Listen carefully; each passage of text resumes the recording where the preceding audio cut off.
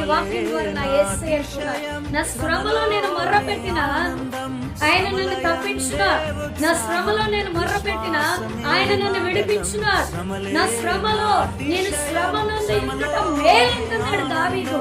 నీ కట్టడలను నేను అనుసరించినట్లు నేను శ్రమతో నుండి ఉండటం మేలంటూ ఉన్నాడు.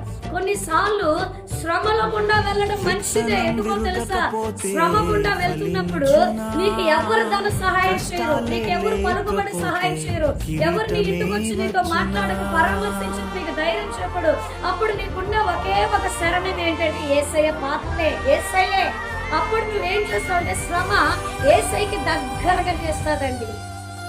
హల్లెలూయా. యేసయ్యకి మహిమ కలుగును గాక.